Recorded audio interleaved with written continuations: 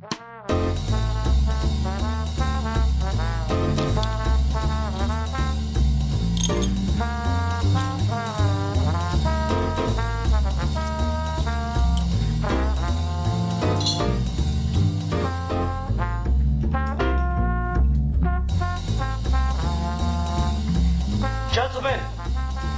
the time has come once again to discuss things.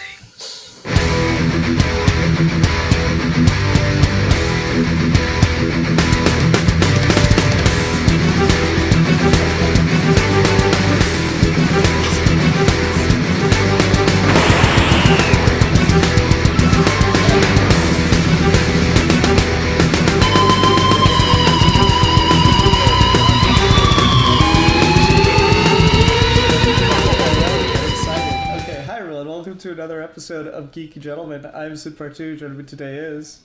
I'm that Matt Kid. I'm a geek for fun. And I'm Steve. And we are beginning the end of Geeky Gentlemen, clearly, as I'm going to drive everyone away because I'm making them watch not only Doctor Who, which can be very divisive, but classic Doctor Who, which is just straight up bad, like most of the time. So, I don't know. What this has come into is I've been on a Doctor Who kick lately, and Doctor Who has the multi-Doctor stories.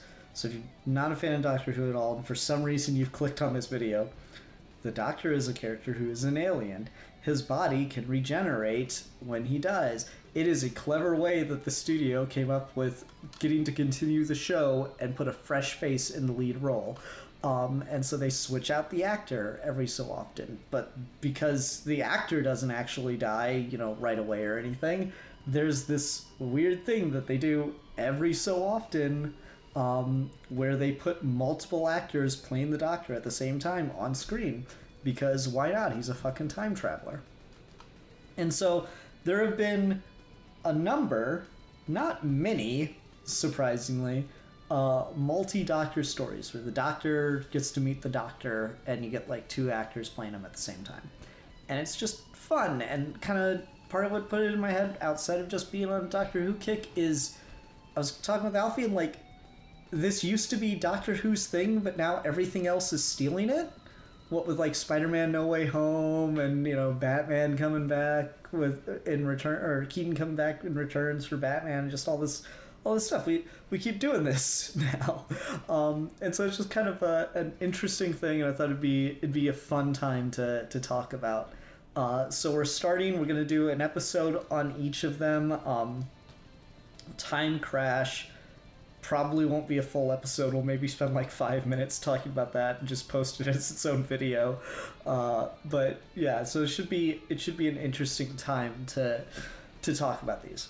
So I guess first, for context, let's go around and each talk about like our exposure, our level of comprehension or watch time of Doctor Who, because I'm just curious about everyone.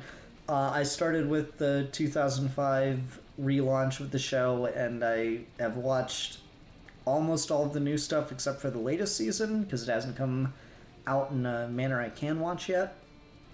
And I've watched a fair amount of classic Who, not like everything, but a couple of years back Netflix had a smattering of episodes on, so I watched a bunch of those.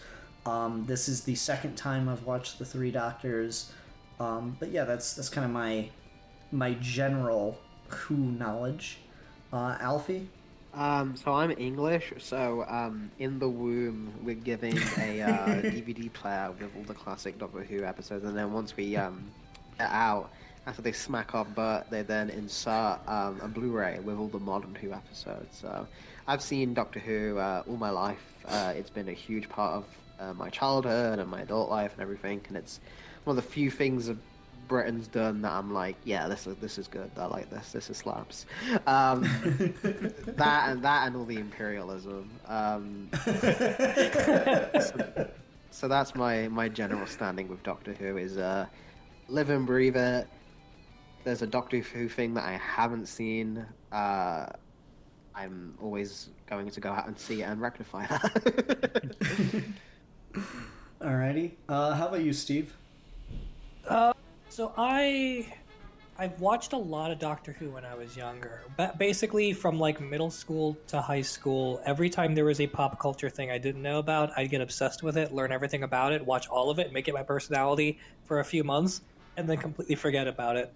And Doctor Who is kind of that for me, where it was around series 4 of Tenet where I like heard a lot of people talking about how good the reboot is and how sad they're gonna be are when David Tennant leaves. So I'm like, okay, I guess I'll sit down and watch Doctor Who. So I watched all the rebooted stuff, and I'm like, okay, this is fun. I can be into it. But I didn't like get really really hyped until I got to see Series 5 with Matt Smith, because Matt Smith is my first Doctor in the sense that he's the first like regeneration I've seen all the way through. So I love Matt Smith. I watched every episode of his series multiple times. I've seen it all the way through. And then when he left and Capaldi came on, I liked Capaldi okay, but I realized that I really was just kind of here it for like my run, quote unquote, of Doctor Who, which was Matt Smith episodes. And I didn't really care about Doctor Who. I just liked Matt Smith.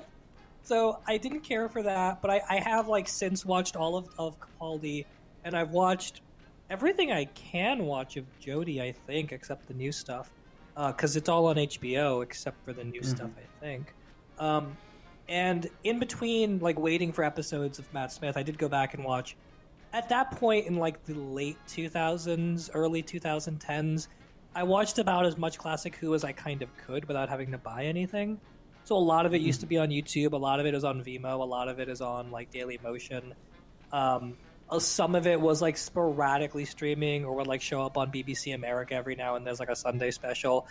And in the years since, I've seen a good chunk of every Doctor, nothing to like crazy completion except for a few.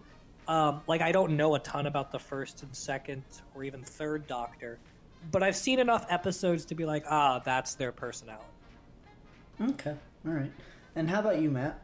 When I was in college, I had a friend, Carly and I, my wife, had a mutual friend who was really into Doctor Who. He really liked all the modern stuff, like post the 2005 reboot, and he liked some of the classic stuff. So he's like, all right, we're gonna sit down.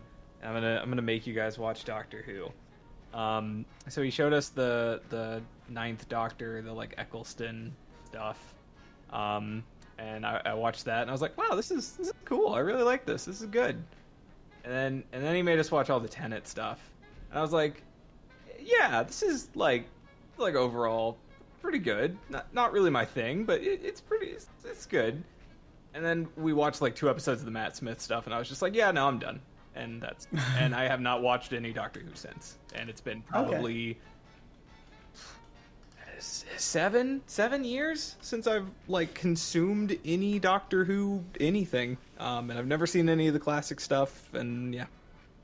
Okay, so this is your first experience the classic, and so I guess we'll start off on Matt to kind of set the tone here. Matt, what'd you think of the 3 Doctors? I never want to watch classic Who again. I just sat here and I mean, this was fun in like a Mystery Science Theater 3000 kind of way. Like I had fun with this in the same way that I have fun watching shitty horror movies.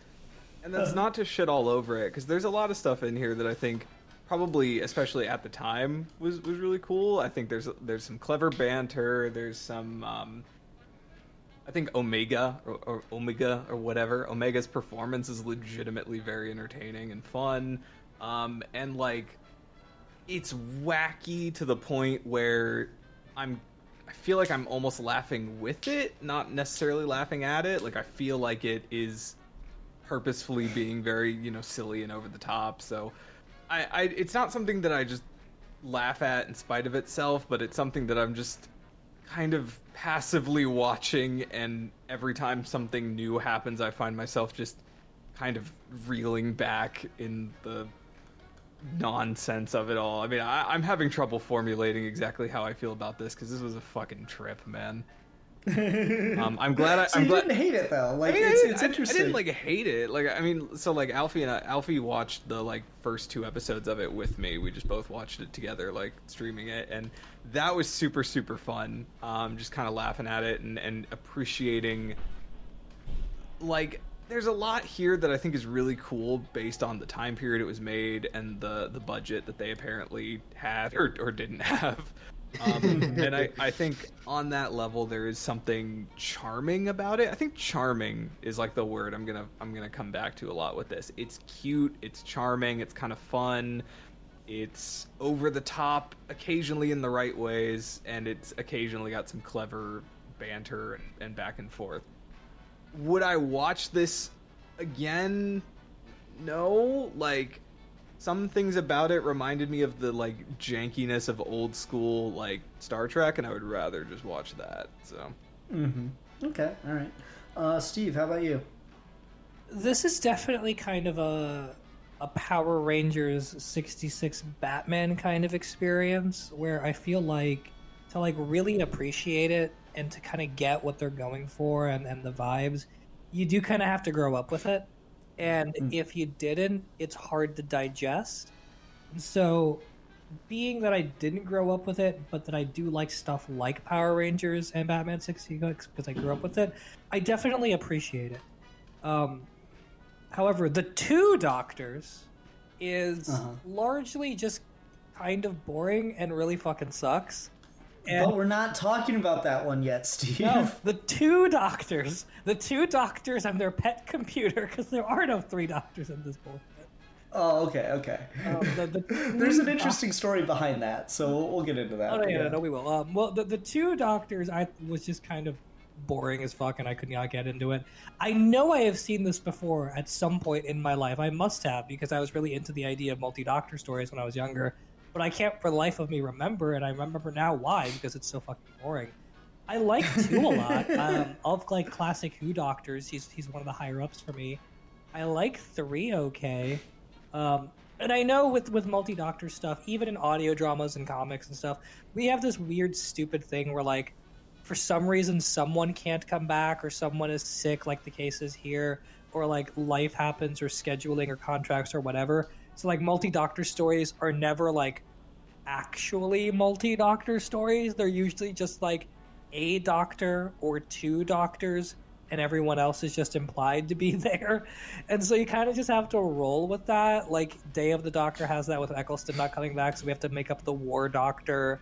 Or, like, some of the other classic Who stuff that we'll get to later. The 5 Doctors has that in places.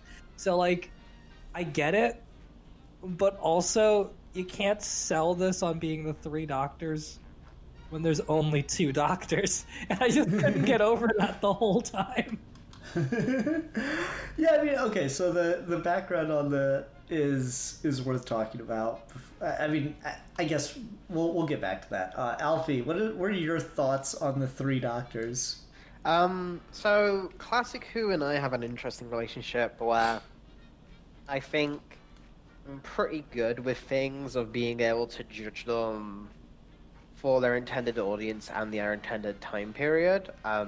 This is a show from the 60s and 70s meant for young children, like very young children, and how these were published at the time is there was no reruns. It would just go live and then it would be over, and then people would never see it again. And that's why a lot of old Doctor Who stuff is like destroyed, because they used to just legitimately throw out the tapes. Like they just the idea of like it's on and then it's off. So shoddy effects and lines being missing and actors not necessarily going all out with it, all that kind of stuff I can normally excuse just because the schedules were hellish and it's just a different landscape for television, especially when getting to watch this on a HD computer and look at everything, and it's just a different vibe than what is intended, to be fair. However, there are classic Who episodes that absolutely blow me away that I think actually are legitimately very well written and very well acted and still hold up to the test of time. This is not one of them.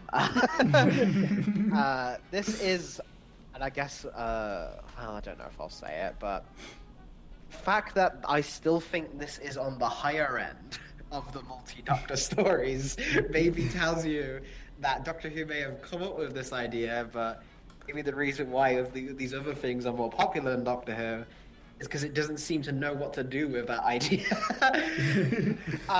The idea when Proughton and Sylvester McCoy, when they're together, it's magic. They're both fantastic in the role of the Doctor. They're both very different types of Doctor, and they instantly have good chemistry for all 5 Sylvester minutes. McCoy? No, sorry, not Sylvester McCoy. Fucking I can't believe I'm forgetting his name. John Pertwee. Yeah, there we go. John Pertwee. John Pertwee has and fucking Patrick Troughton have like superb chemistry. They're fantastic. They're exactly what you want this to be, and it's not that. It's that they're very limited on screen together, separated almost as soon as they're brought together. I wonder how much of that is maybe due to the fact of the John Pertwee not wanting to share screen time with a prior Doctor to like diminish him, or if Patrick Troughton, I think Patrick Troughton was the one who'd be more open, and they both seemed quite friendly and cordial in interviews and stuff, so I don't know if that was the case or whatever, but it's a missed opportunity, and there are some neat ideas in this, but there's a lot of standing around and delivering exposition of concepts because we don't have the budget to just show these things, and what is here in terms of side characters and villains, again, has some interesting ideas, but the execution just really falls flat. So I don't think this is very good, but I can appreciate it for being classic Who and for what it is. But I don't think if someone was to tell me like, oh, I want to watch a Doctor Who episode with John Pertwee or Patrick Troughton in it, I would not show them this because both those individual Doctors have actually good stories. Okay, all right. So I don't want to like come off like I'm gonna sit here and be the champion of this, because I think what everyone has said is entirely accurate and just fair. But I do like legitimately enjoy and even like love this. I don't think it's good necessarily, but like I do kind of like get a sick thrill out of it. And maybe it's because, kind of what Matt was saying earlier, like I have a thing where I really like schlock. Like, Steve's the cinema guy where he likes, like, high art and film, and I'm like, I can't be fucking bothered with that, but you show me just some absolute crap, and I'll, like, eat it up with a spoon. I fucking love schlocky movies so much. I get so much enjoyment out of them, because there's, like you have the cinema, the high art film, where it's clearly someone's, like vision, and it's always so personal being put on screen. And then you have schlock, and it's like there's kind of two categories of schlock. Either someone thinks they're making high art and they're really, really bad at it, which is hilarious, or people are just having a fucking good time and getting a paycheck out of it. And that's the schlock I tend to like. So like some of my favorite schlock is like the Tales from the Crypt HBO series, where like, all right, how ridiculous can we make this, and how many tits and ass can we show on screen in one sequence? Oh yeah, we got this. 5-minute sex scene that has nothing to do with the plot, but we get to show a 5-minute sex scene. Let's go. 100%. Fucking love it. Schlock is my favorite. And that's kind of, to a degree, what this is. It's not like so over the top, because it is intended for kids, but like it's a bit crap, and I love that about it, and it's kind of the thing I like about, classic Who, is like, it's a bit crap, but it's like so genuine, like it clearly doesn't know it's crap, and I love that for it. It's just trying its best, and I dig shit like that, because I don't know, I guess I identify with it, because certainly I was trying my best when I was making movies, and I look back on it now, I'm like, oh man, this is crap, but I still love it. And so this is just kind of my fucking deal. I just love shit like this, and so I legitimately enjoy it, and I'm like legitimately like impressed at times by things that like from a technical standpoint aren't very hard even for the time, but I'm like, no, that looks pretty good. Like the fucking shot of Omega taking off the mask in the mirror, and like you can just see the Doctor's like through what should be his head. And that's actually a really good execution on that effect, and I was legitimately impressed. I like the world. The fucking alien designs are like weird as shit, but kind of cool and fun, and like the fact that like they do the shittiest jump cut ever to have the alien just show up, but have the soldiers react like, oh my god, it just appeared out of nowhere. Like I love shit like that. It's good. It's legitimately, this is high art. Joker who. I think that you bring up a good point there, Ian, because Matt, we talked about this when we were watching it. The idea of comparing it to like fan film of today, I think, is something that could really be a good lesson of like, I would, any person who's making a fan film, I would say watch classic Doctor Who, because anything you see from William Hartnell up to, I guess, Colin Baker, even then, you probably could keep going further, but let's just be generous and just say up to Colin Baker. You can do that 1,000 times better for like $20 today. If you follow this, there's so many fan films that like have really good effects, but what this does have over those is it was such a well-oiled machine at this point that F the shitty jump cuts, but it's for an effect, it's for a purpose, and because of it being so kind of shoddy, it does kind of look a little more unsettling than it would have been otherwise, because it is kind of that uncanny valley effect of like, you're so used to things being more streamlined that when something is objectively just incorrect, it kind of fucks with your brain a little bit, and that can be a good storytelling device. Or just being able to use minimum sets and use the characters to change locations and show an inside of a black hole that is clearly just a gravel quarry, but it's the inside. As long as the characters fully believe it, John Pertwee is like, and transported at the speed of light into a black hole.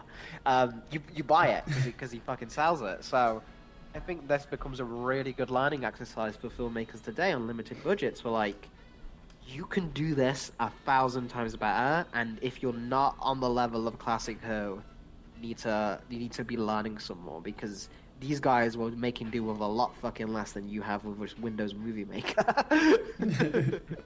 Yeah, no, I mean, it's impressive in that regard. Yeah, I agree about, like, because we were talking about the way that stuff would appear, and like in a modern show it would, you know, have some animation or some effect where the monster would get beamed down to the planet, but now it just has that like that jump cut where you're just looking at it and then there's a jump cut, and you know, you can feel the jump cut, you can see it, and then it's just there. And like, that's one of those things where it's purely technical limitations, it's purely budget, but I'll be damned if it doesn't add an air of like you said, unsettling to these creatures. And the way that the creatures are designed, they're like, it's hard to make out specific features of them. Part of that is the design, part of that is just that it's, you know, filmed on fucking a potato, and that sort of helps counteract that low budget by giving them this like grainy, scary feel where you can't even really make out the finer details. So like, there's definitely stuff here that like works on you know, kind of on principle and on paper. I don't know that I love the whole the package overall, but I do love that sort of low budget, old school sci-fi feel to it, for sure. Yeah, I mean, I guess if there's a general theme coming out from the people who don't like this, it's that classic Who is something to be appreciated and can be very enjoyable. I mean, the Second Doctor in particular has some really, really good stories that are just fucking nonsense and so much fun. But this ain't it. Yeah, I mean, that's fair. I mean, I'm not gonna sit here and defend it like it's some kind of bastion of greatness, because it's not. Like, it's cheap, it's stupid. The like, despite the real world conditions, the plot element of selling them as the Three Doctors, and it's not really, is just inherently disappointing. But you know, just the fact that it is what it is, the fact that it came out when it did, I don't know, it's kind of like, it's just got a fun to it, and it's fascinating to look at. I think the idea of Omega as a villain is really interesting, and I just like I'm always like like get a sexual thrill out of Gallifrey lore. It's always cool. And so like I gave you time travel and you're worshipped as a hero for it. I should have been a god. Like you put that, like, just dialogue alone. Like if you just take the scripting of that, you put that in a modern episode of Who, that would have been like a big fucking moment. You would get like the stinger for like the commercial kind of thing. Like it would have been great. That shit just hits, man. And like the weirdness of like Omega can just create things in his universe, and he's just like, through sheer force of will, he has like managed to stay alive and thrive and exist, and now he's just sulking around in this castle that he's been in for eons, and all that's left of him is that drive, and it's just fucking weird and cool, and I like it. I don't care. It's like, and I just purely story level, I like all that shit. Would it be cooler if you got to see some of that? If you got to see like the origin and see him sent like trapped over there or something? Yeah, sure, but of course, as we said, they don't have the budget for it. For those that don't know, I assume Matt's included in that. So the reason why this is the 3-ish doctors, Steve freaked me out when he was like, the 2 doctors, however. I'm like, no, Steve, that's literally the title of a later thing that we're going to be watching. No, You're getting doctors, confused. and then there's the 2 doctors too. There is no 3 doctors. It's like Final Fantasy 14 too. What? You mean 15? Okay. So the reason for William Hartnell, who played the first Doctor, is even when he was playing the Doctor, before the role passed over to Patrick Troughton, his health was in decline. He was having a harder time doing any kind of acting, getting to set, doing stuff. By the time they get to this, he was unable to leave his house for filming. One of the, like, all of his scenes that he's in that weird fucking glowy pyramid thing, I believe, if I remember correctly, were shot in his living room, at home. And then one of the promotional images for this, where it's actually got all 3 of them together, was shot in his back garden, at his house, because he was physically unable to like leave his home at that point in his life. So it's one of those things where, understanding the restrictions they're working under, I think it gives you more of an appreciation for it, certainly, that like, even though he was that sick, he was still like that excited, I guess you could say, about coming back to do it one more time. And this is, as far as I'm aware, the last time he ever plays the Doctor. Literally, like right after this, I think. Yeah, he was very, very close. It's very sad. Yeah. Which is funny because he's got 2 more appearances on this list of episodes we'll be reviewing. That character does. But like, so it's just knowing that restriction, I think going into it certainly colors your opinion, and it's fascinating, and kind of just what they're able to do with him in those restrictions, I think, is interesting. But I will also say that I kind of like it better because of that. We'll talk more about these as we go on. But like, sometimes these anniversary reunion thingies that they do, they just get way too big, and there's too many characters running around. And I quite appreciate what this gets away with, by bringing in basically just the second Doctor, and that's it.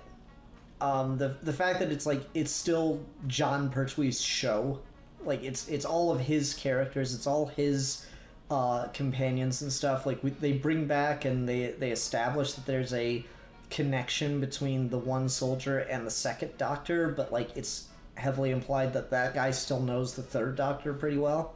I think is just like all around good writing, and it works a lot better because of that.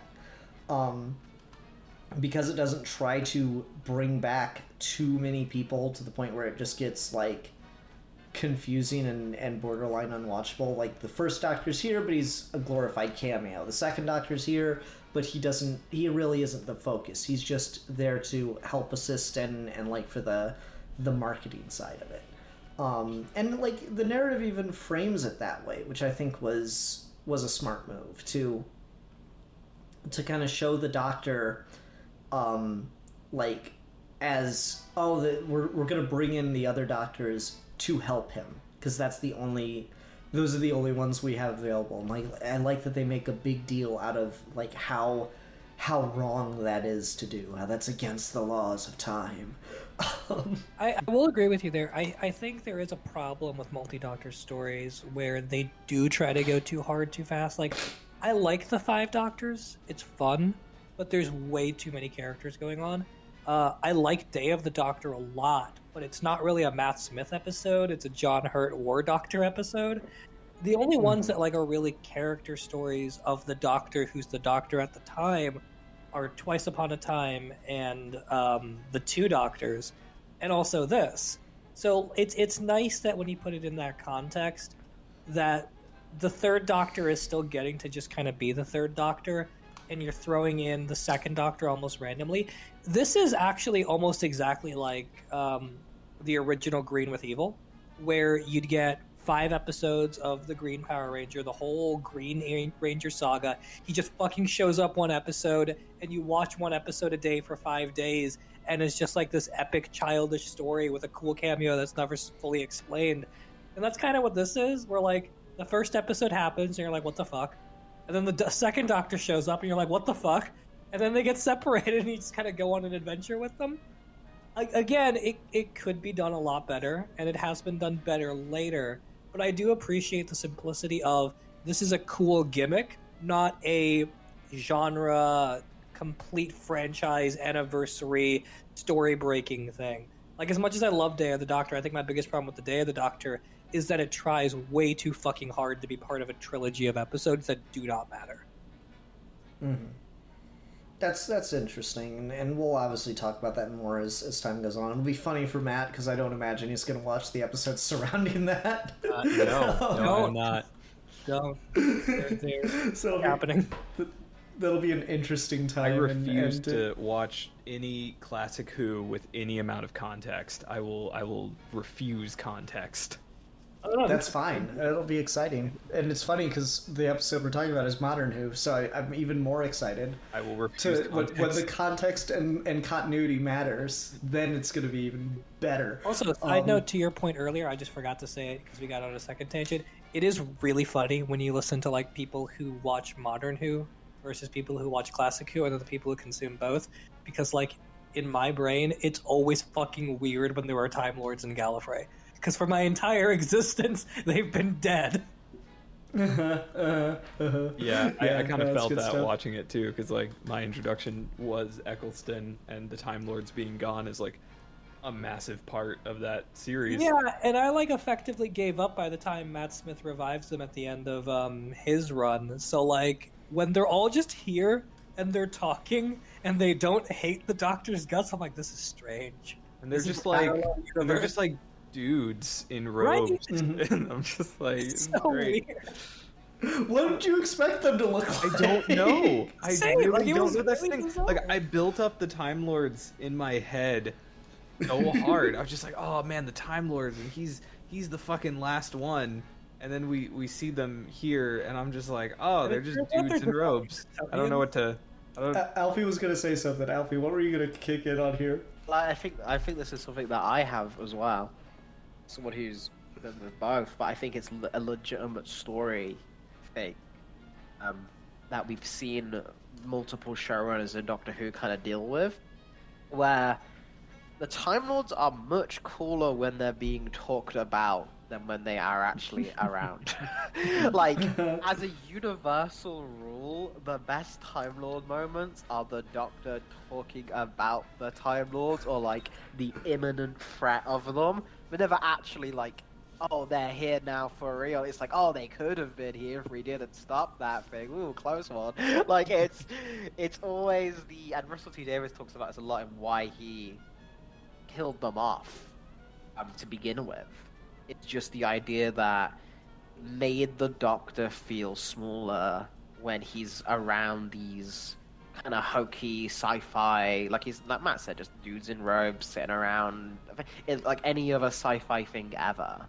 There is just an air of mystique to the name Time Lord, and I just like the random images you get of like the weird headpieces, but we're never like seeing that in a scene, just kind of seeing that off in the distance or in like a montage.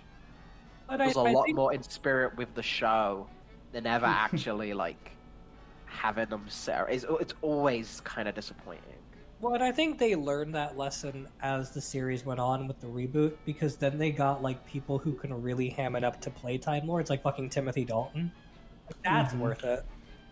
Yeah, no, for sure. Fucking Timothy Dalton's Rassilon is the coolest shit ever, and I'm pretty sure he was on set for like a day. I think that goes to it as well with why Omega works in this. When I say Time Lords, I'm talking them as the individual Time Lord always slaps. having yeah. like the main guy or like the master or anything like show up and be like a counterpart to the Doctor, like an enemy, always fucking fire, because they normally always bring it. It's when it's all of them as a group and you get the fucking nobodies that it's like it drags the team down. Yeah, no, I think that's fair, because like you're right, it is silly to just see them like in their fucking robes and stuff. You know, the realization I had watching this, and I was like, oh, they didn't do the weird headpieces and stuff. I was like, you know what popped in my head was fucking Zack Snyder's Man of Steel, when we see Krypton and they've got like all the weird fucking headdresses and robes, and shit, like, fucking Kryptonians are Time Lords. Yeah. That explains the incompetence.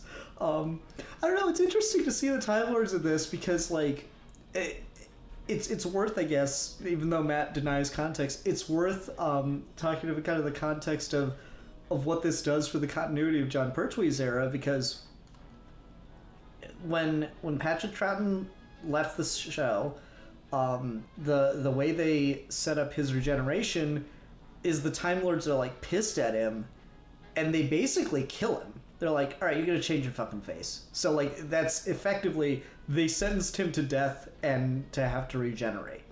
And that's how you get John Pertwee coming in as the third Doctor.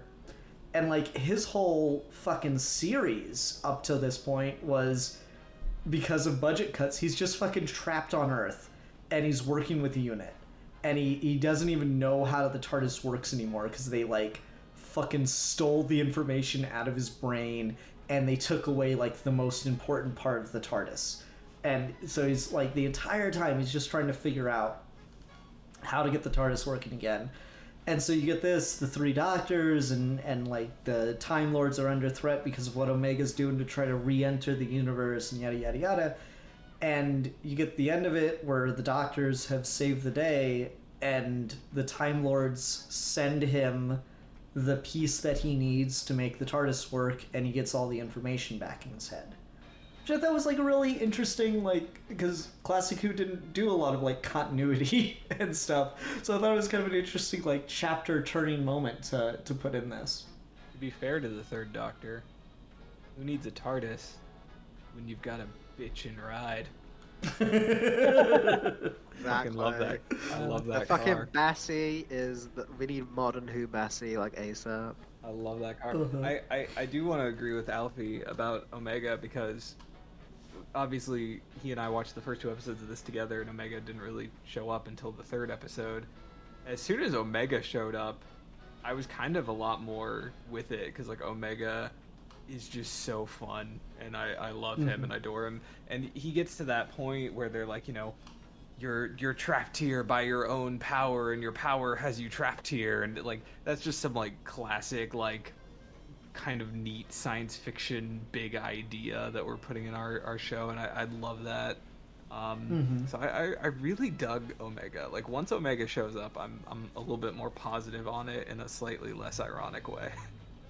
No, I think that's fair. The fucking second Doctor pestering Omega is hilarious, because it's just there's those moments of watching Doctor Who where like it's all the same character, but like the interpretations via the actors tend to be so wildly different at times. But then you just get like those moments where you can see it, and you can kind of like feel that if you just for a moment took that and gave it to one of the other Doctors, it would still fit, it would still play. and just that fucking like, oh come on, just make me a flute, just a little like recorder. It should take nothing for you. It's such like a Matt Smith kind of feel moment. That it just like it's so cool how that all works, and I love how it's very the Doctor in that he's like trying to probe and find things out by being a goof and acting the fool and stuff like that. I thought that was pretty cool how that fit just the character. It's also really interesting in the day and age of like 14 doctors question mark. I don't know how we count them anymore. To go back to an era where no one like understands regeneration. So like you spend an entire episode being like, wait, what do you mean you're also the Doctor? And like they don't believe it for a second. Yeah, it's like like, oh, you keep just changing your face back and forth. Away. You're just another dude. Yeah, that's fun. What did you think of the this was the part that had me laugh because of just how like cheap it was. What did you guys think of the contact? Oh my god. What the fuck was I watching? I remember talking to Alfie about this, and I'm like, is this like a Vulcan mind meld, but for Time Lords? I'm so fucking confused. They never do that again, as far as I know. They do it with Jodie. Yep. Jodie? Okay. It's one of those things where, like, again, the Doctor was so ill-defined at this point, like, just kept making up powers for him. And, like, just, there was no real limit on, like, what the Doctor could do. Like, you don't really get much in this episode, which is a shame, because I wanted to see Matt's reaction, but, like, our Doctor's, like, a martial arts master. Like a fucking shit. Like he's a fucking badass. you get the fucking like fight with the weird thing. But I mean like he's like in like there's like episodes where like taking out like 5 guys like on his own. Like it's fucking insane. Like that's why I would like the fucking Batman warehouse scene, but it's fucking Chopper. I'm not even fucking joking, man. It's crazy. The debut of the Master is a fucking sword fight against him is great. But like, so we have like the Doctor just continuously getting more and more shit, and so the idea of him like intelligence being linked to psychic powers is often a big trope. So yeah, we get stuff like that with this. Time Lords and their rules change a lot. What the TARDIS can or can't do with like the dematerialization matrix, all this kind of stuff is still being worked up on the fly. And quite honestly, doesn't get coalesced until the revival. Like, all the way up to even the McGann movie, they start throwing in just random shit. I'm like, oh yeah, this is also the thing, is like, we don't quite get like a continuity Bible until Russell T Davies kind of keeps all the best bits and chucks out the bits that people don't really remember much. There is a part of me that misses just like Silver Age Doctor, if we want to call it that, because that's what pretty much. That's basically what it is. Yeah, it's just like every issue there's a new superpower, there's a new bit of knowledge, there's a new bit of lore. No one fucking will remember it the next week, but here it is. And there's a charm to that for sure. I think though the mileage really varies based on who the Doctor is, because I think 2 and 3 are very, very good at selling bullshit. Which is why this can be as enjoyable as it is in certain spots, especially when they're bantering, or when they're just like annoying the crap out of the people around them. But with some of the other Doctors in Classic Who, it's harder for me to stomach, even 2 sometimes in some of his stories, it's hard for me to stomach, where you get that he doesn't buy what he's reading, so you don't as the audience either. Like, I think a 5 really has this problem, where sometimes it feels like he's just like not here for it, in a way that I think 2 and 3 in this at least are like clearly having fun. I think that's fair. Like, even William Hartnell like had a really hard time just memorizing lines that had all like the scientific gibberish in it. That was like a big problem he had. Famously, he'd have like his lines for those more complicated ones like written on cue cards and peppered throughout the set so he could like read it instead of trying to memorize whatever the fuck it said. Which is hilarious because it's, I don't know, it's interesting. If you want like a really good summation of like William Hartnell and just the early Doctor Who, in general, I would highly recommend checking out the Adventure in Space and Time film that came out right around the 50th anniversary special, where it was just like basically a dramatization of the show's inception. Was really interesting, like look back kind of thing like that. And you just learn a lot about what fucking crazy bullshit they had to do and how the BBC always hated Doctor Who, like from the beginning. So it's and how it kind of triumphed through that, funny enough. But it's just interesting to see how it all goes. And yeah, the like level of saying something and it doesn't mean anything gets really funny, because like you compare it to its contemporaries like Star Trek, and like Star Trek obviously had a bunch of bullshit, but like, you know, the nerds will still debate about it to this day of like if it actually makes sense, if you can actually like form some logic out of it. And you can tell it's mainly just like the writer needed an explanation and did like 2 minutes of research into some scientific field to try to get an explanation.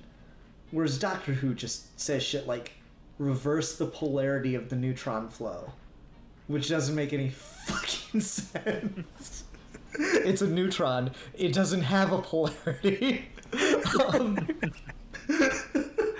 Although the Star Trek example is good, because I think this does a lot that other like shitty sci-fi, but also just other shitty children's shows do, which is, for some reason, the go-to for when you don't have a budget and you need a mysterious set is just a fucking rock quarry.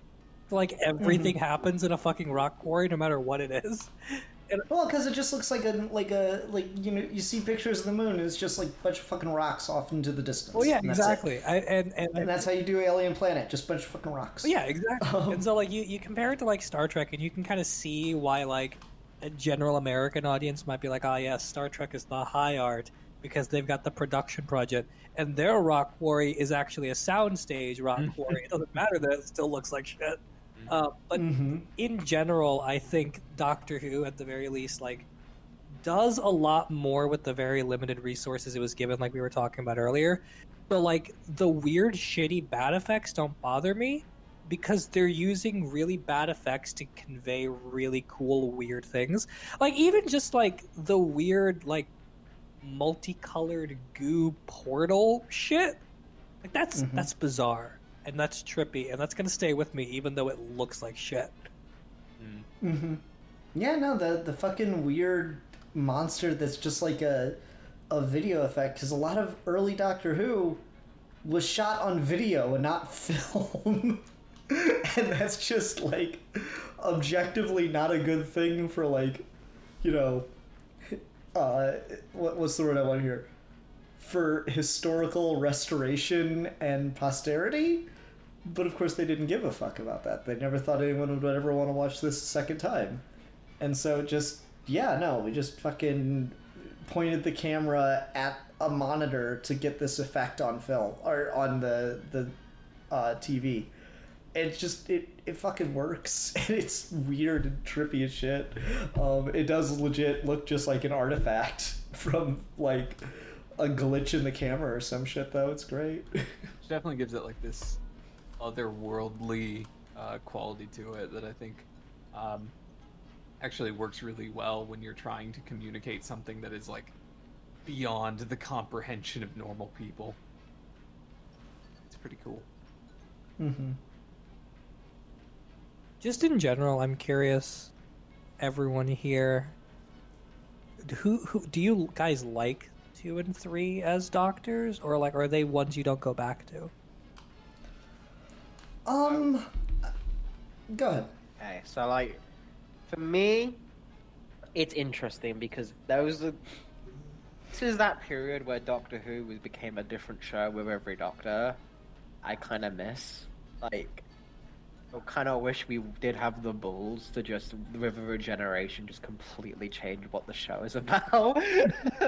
So, like, under William Hartnell, Doctor Who is a historical education program that will have aliens in it sometimes. And so like a lot of those episodes are just historical things and meant to be purely educational for young kids. It's why his first 2 companions are 2 teachers. past that, during the end of the William Hartnell stuff, start to move away from that to just pure alien invasion stories, the base of the siege, as it was called, where basically you'll just be one set, which is the base, and the Doctor will fight off the alien that is attacking the base. And that was just like the tail end of when Hartnell regenerated, and then when Troughton regenerated, that's all his stories were just those. It's Doctor Who just became a show where the Doctor shows up and fights off an invading force from the base, and occasionally you'll get a historical adventure. And then after Troughton, the show changed completely again to becoming a military show about fighting aliens, but also like mysteries and just general bizarre happenings around the UK. The Doctor got an arch nemesis in the Master, so now we had a mastermind behind all of these things, where usually they were just random. And it's that period where the Doctor also, like, his personality changed wildly. So Hartnell to Troughton, huge. We go from this gruff old man with a twinkle to this kind of clownish character playing a recorder flute. And then we get to John Pertwee, who's much more kind of the dashing, leading scientist who can also kick ass for some reason. Like he's very much the badass Doctor. He's the Doctor of the what it is. He's James Bond in a lot of ways. James Bond without a gun. We never really had. Once we get to Tom Baker, who kind of defines the public perception of the Doctor, we never really divulge that wildly again, like these first three. So I kind of love both of them. I like Troughton more because Troughton is more what I look for in the character of the Doctor, and I think he does it really well. And I think it doesn't really show you in Doctor Who, but he's genuinely one of the greatest classic actors that I've ever seen. Like, Patrick Troughton is a fucking treasure. Well, he is classically trained too, which is a weird sort of like consistency with Doctor Who, where they'll get people who do fucking Shakespeare on the show. Like, he's like, Patrick Troughton was seriously, if you haven't seen any of Patrick Troughton's like old films, like legitimately, he's one of the very most underrated classic actors I've ever seen in my life. So he's just phenomenal. So he's up there, and there's a reason why future Doctors always kind of list him as like, oh yeah, I took notes from Troughton. Pertwee is just fun because that man he's both like the most like fucking humanitarian. Like there's a scene where he's like raging against like this general, and he's like, "For Queen and God and country, what about the world, you buffoon?" Like he's very like anti-monarchy, but then he also works for the government and is the most like military okay Doctor we've ever had. So it's like he's this really fucking weird contradiction of things, and it's like watching a completely different show. So I like both for different reasons. They're definitely two of my favorite classic Doctors, though. So seeing them together, I genuinely get when they get to chat together and get to actually interact and bounce off each other. It's a really great kind of straight man, funny man dynamic that I wish more of the episodes were just those two bouncing off each other. Yeah, no, like that's the big problem with like every Doctor Who crossover is, for whatever reason, they seem like hell-bent on splitting them up as soon as possible. Like, you get one or two scenes where they're actually on screen together and interacting, and then it seems that they just go off, and it's like they're back doing their show again.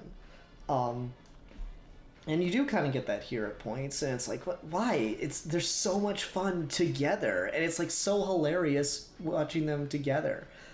John Pertwee being the Doctor that literally just beats the shit out of people is the funniest thing. I remember my friend Bill, when he was first getting into Doctor Who, he found online this like anime special for Doctor Who, where it was like all the Doctors to that point in Japanese anime style. For like a little vignette, I guess you'd call it. And he's like, he gets to the Third Doctor. The Third Doctor's like just being harassed by like some gang members or something. And he's like, all right, so the Doctor's probably gonna, pull out some gadget or say something silly to like get rid of these guys or something like that. And then the Doctor just starts beating the shit out of him. And he's like, what the fuck? That's just the ultimate John Pertwee reaction, I think, of all time. Of just Yeah, as the doctor, this weird situation, he's probably gonna do something clever. Nah, just John Pertwee just wants to throw hands. That's it, and you know, respect. He's the only Doctor that should be in a Dragon Ball Z crossover.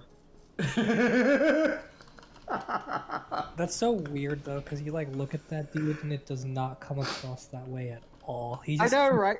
He seems like such a sweet old man, then he opens his mouth. He is, and Yeah. that's the thing is, I was telling Matt about every other role he's ever done is like comedic. He's a comedic actor. The Doctor is the only role he ever played straight, and it's the funniest fucking. Everyone who's got cast is like, oh yeah, that's a good call after Troughton. He'll keep it light, he'll keep it going. And then he comes on set and he's like, yeah, so I want to do a more darker, like, serious thing. And he's already going for it. And like, the thing behind Bessie. So like, John Pertwee had like a requirement because he loved to drive cars and vehicles. He was like a real motorhead. So they kept finding ways to put in like scenes of him driving stuff. And in his regeneration episode, there's like a 10-minute like scene where it's him chasing people in different vehicles that goes from Bessie to a speedboat to the Who-mobile, which if you haven't seen the Who-mobile, look up the fucking Who-mobile. It can fly, and then a fucking helicopter. Like, this man is really the James Bond of Doctor Who. Like, he's got fucking gadgets, he's got fucking cars and vehicles. It's insane. I just looked up I'm not. the Who-mobile. Oh my fucking god! What the shit Pretty is fucking this? dope, isn't it? Open shit. Telling you, I've man. never If seen I'm the showing Who-mobile you before. John Pertwee, I'm showing you him fucking taking out 10 guys in a room and then getting in the Who-mobile. Dude, I like legitimately, like, no joke, when he like has his like fight with the dude on the like astral plane or some shit.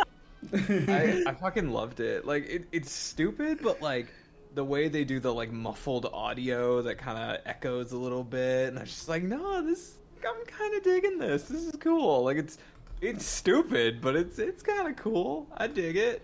I've never watched classic Who, so I'm completely unfamiliar with both of these, but the way the two doctors, when they do get to interact, play off of each other is really fun. And I definitely enjoyed both of their performances for sure. I would say that the Doctor performances were probably the biggest highlight of the thing besides Omega.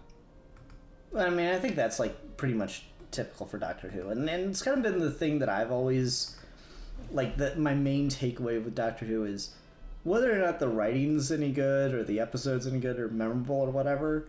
The thing that always makes it enjoyable or not is the Doctor and the actor portraying them in the moment. And that's the thing for me is like, to really be a good Doctor, you just have to sell the stupidest crap ever. Like that is the job requirement. Like, I imagine when people audition to be the Doctor, they just write the dumbest shit in the world and hand it off to them and see how well they can sell it. Because like fucking Matt Smith had one. Like Alfie and I have butted heads on this because I've infamously said that Matt Smith doesn't have a single bad episode, and he does not agree with me there, and I think he's crazy for it. But whatever. But Matt Smith does have one thing that is just objectively terrible. And it's like this, like, literally written by children fucking short where the Weeping Angels show up to steal the Olympic torch, and the Doctor and Amy have to stop them. And it's like 2 minutes long. So it's fine. But it's so fucking dumb. And you know what? Matt Smith fucking sells that shit so hard, I don't even care. He's the best. But yeah, so like seeing fucking Pertwee and Troughton just sell the crap that they're doing, and the fact that like, you know, you hear actors nowadays talk about like, oh, it's so hard acting on like a blue screen against, you know, a CGI character that isn't there at all, and just you gotta like picture everything in your head and just sit there and portray it and really sell it. Otherwise it leaks through in your performance. Meanwhile, fucking 40 years earlier, there's Patrick Troughton staring at a monster across the room that doesn't exist because they're gonna put it in post. You know, it's pretty impressive in that regard, just as an actor. Because you don't for a second think that, oh, that thing's not really there, because he fucking, he sells it to you. I don't know. I like it. It's good stuff. Yeah, I guess the other thing about Classic Who that this reminded me of is I miss when Doctor Who was just kind of low stakes and fun, and every series didn't have to be this multi-episode epic about the fate of the entire universe and the secrets of who the Doctor is that we will never actually answer because no one gives a shit. It's nice when it is just a goofy kids cartoon and not some sort of attempt to be hardcore sci-fi, which I think the Capaldi and the Tennant stuff especially get to sometimes.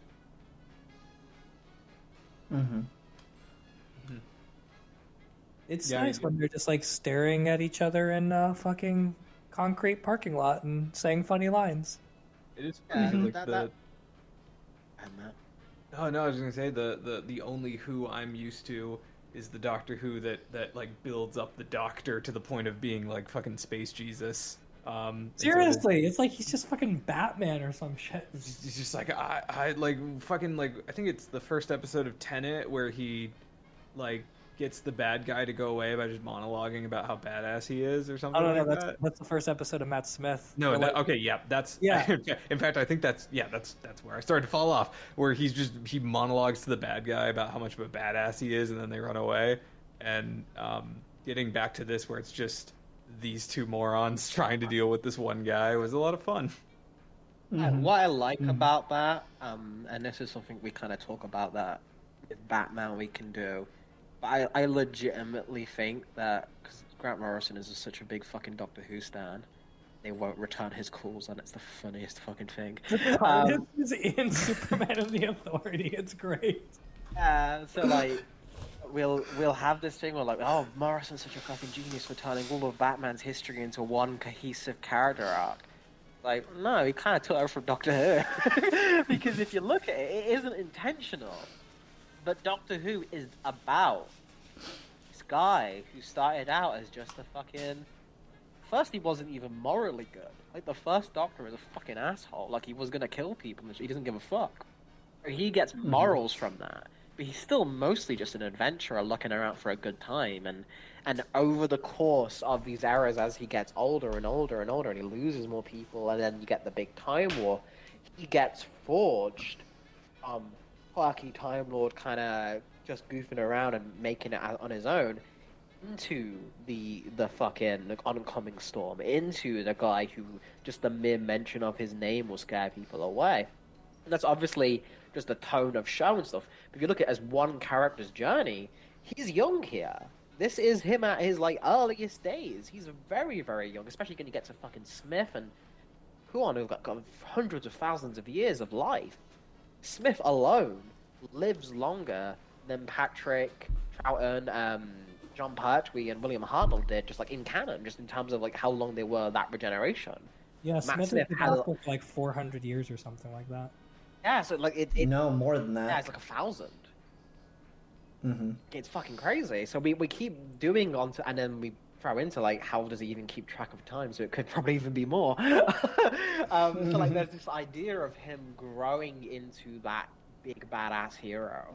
I really, really, really like. I think you could do I think we've kind of reached the apex of that now. I do think it probably would do to have a return to we're kind of doing that with Jodie a little bit, in terms of getting back to a Doctor who's not so ultra competent. Maybe it wasn't a good choice to do that with the first female Doctor, guys. That was the best look. I do think a refresh with the show is always good. But the idea that when we watch... And Alfie thinks he understands women. Ha! Oh my fucking god. Tell that to your fucking wife. See how that goes down.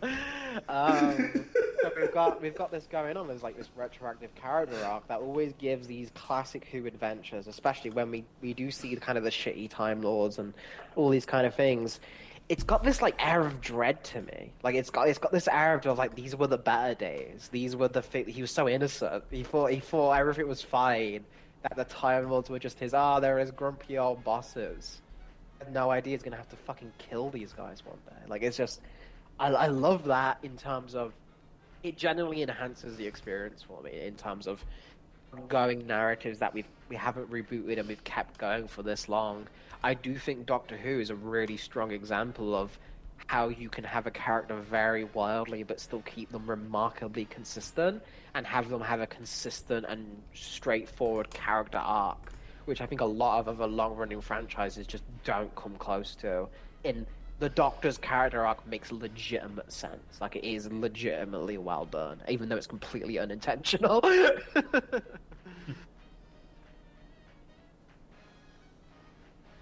Yeah, no, I agree completely. It's a fascinating experiment in baton passing storytelling, where you don't really get like any control over what came before, and you kind of do have to keep it going, and it works surprisingly well in that regard. I legit love it for that, and it's makes me want to view more classic Who. I've like always wanted to get more into it, but just it was never really available, and now it looks like I'll have something to be able to watch it more like as it was meant to be, like in order. So I do want to get into classic Who, but I also just thought it'd be fun to jump around it in a bit and talk about the classic the Doctor team up things, multi-Doctor stories. There we go, that's the word I wanted. Because it's funny that like this has happened again 6 times on film in roughly 60 years of the show, but the fucking comics and other stuff just does it constantly, and like it makes it a little less special that when they do it, so it doesn't really have the same weight as the actors on screen. But it is just it's a funny thing. I guess we got 6 multi-Doctor stories, one for every decade of the show. It doesn't work out exactly like that, but yeah, there you go.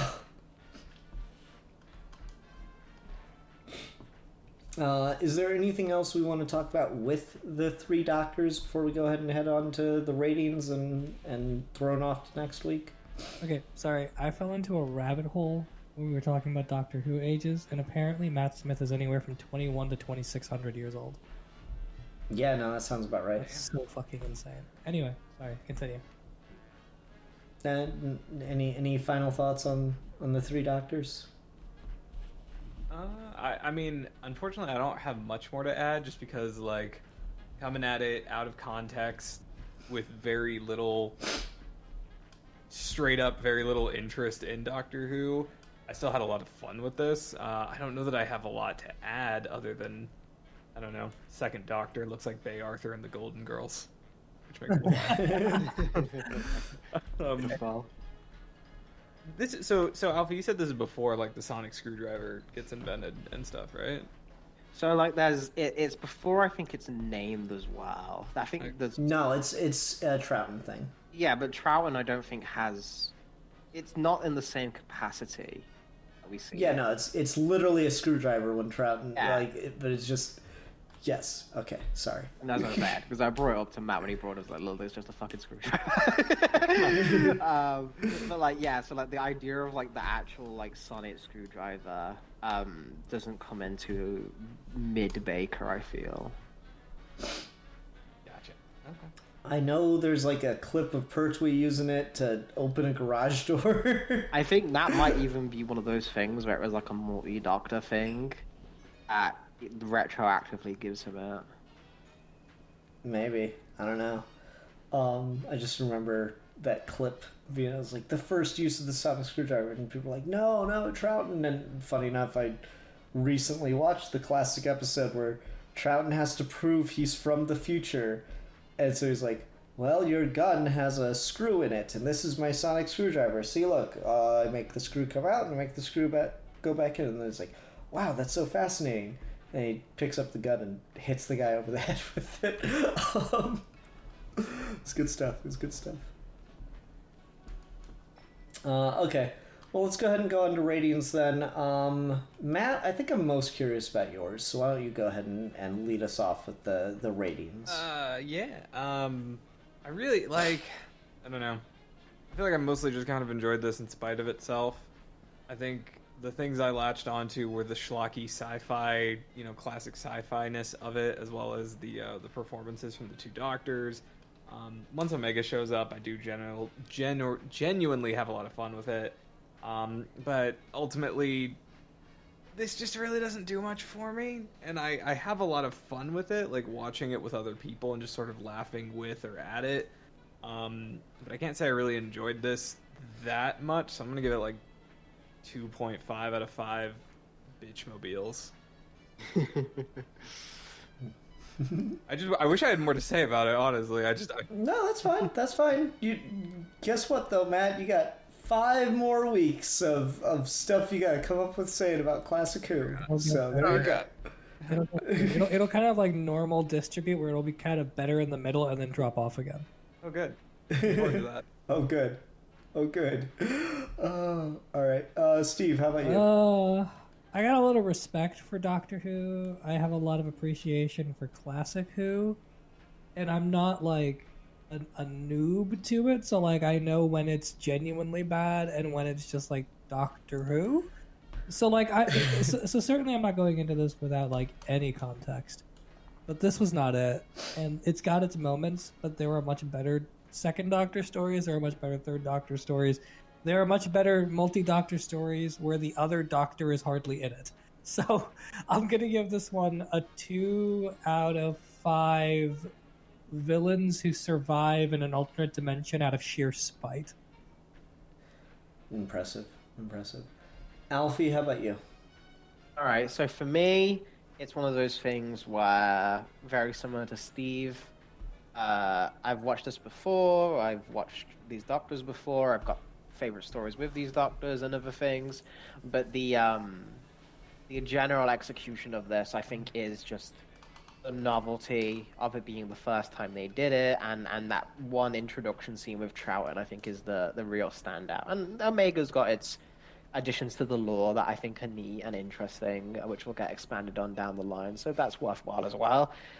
If you're a Doctor Who fan, I think it's worth the watch. If you're not a Doctor Who fan, run away. Don't waste Sorry, your Matt. Yeah, like if you're a Doctor Who fan, if you're not, only if you've got like curiosity of like, again, like seeing the Doctors interact. So that's my takeaway on it. I'll give it 2 out of 5.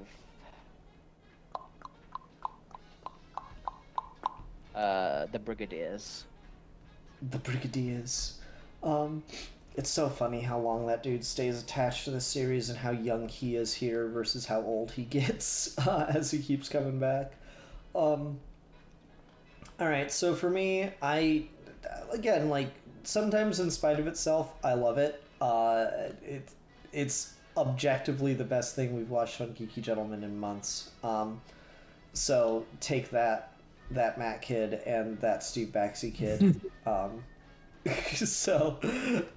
But I don't know, like, for me, I do legitimately like it, again, in spite of itself. I have fun with it. I don't think it's something I would revisit constantly. I haven't watched it in probably since Matt's watched Doctor Who, period. Yeah.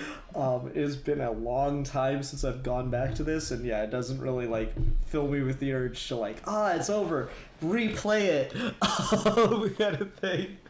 But again, I did legitimately enjoy it. Patrick Troughton and John Pertwee are a lot of fun to watch together, and that was cool. And respect to William Hartnell for being willing to do it just one last time. Even though it obviously would have been very difficult for him. And we didn't really talk about William Hartnell much in it, but like, because he's not in it. Yeah, but none of that shows in his performance, which is impressive. Obviously, it's very limited time and stuff, but like, with what he does, you could just think that it was just poor decision making that led to him being so limited in it. Like, you don't really see the seams of that from anything that he's doing. So I'm impressed by that. But yeah, so I'll give this 3 out of 5 really fucking big masks. Some big mask. Does he stand up? Big mask. How does he lay down? Like imagine that, going from like, all right, minions, Omega is going to go to sleep now. I need your help to get back up. I cannot roll out of bed. So How could a being as powerful as Omega ever need to lay down? Fair point. we didn't even get It is- into the whole thing about like how the antimatter universe like fucking destroyed his body and he just came back together out of a sheer will to live and some bullshit. No, we did. We talked about that, Steve. I was there. Yes. Yeah, we did. I promise. Oh, fair enough. All right. All right. So next week we're gonna continue this little journey, and we're gonna talk about the 5 Doctors. Yep. 5 of them? Yep. There's 5. Matt, we're up to 14 in current continuity. Okay, I'm still There's- confused as to what the War Doctor is, so someone explain that to me when we're done. We'll find that out when we get to that special. Okay. Yeah. I'm so confused as to who he is in relation to all of this, but I will wait. You'll and find out. That's He like is the second to last one. Christopher Eccleston refused to come back, so we made someone up. LOL. Very Great. Basically it. That sounds like Christopher Eccleston, so.